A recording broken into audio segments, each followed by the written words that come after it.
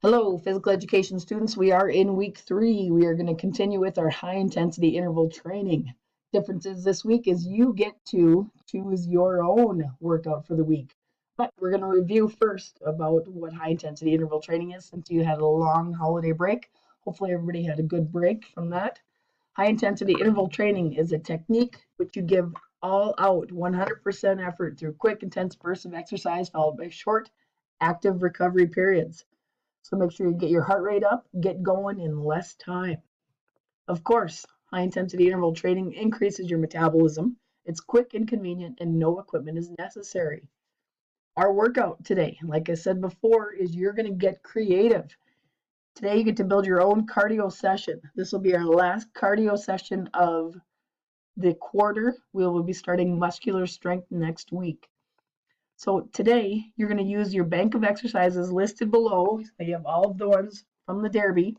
You need to select a minimum of 5 exercises and create a workout for yourself. You can perform it as a HIIT workout or a regular timed workout. It's up to you, since you know how both styles are going. I recommend HIIT since that's what we are most comfortable with and what we've done in the past. So what you're going to do for a HIIT one, you're going to perform one regular exercise for 20 seconds at 100% effort. Take a 30-second rest, then move on to the next exercise.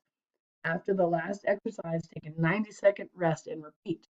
The goal is to complete a total of 20 minutes. If it's nice, which it might not be, but try to get outside and move.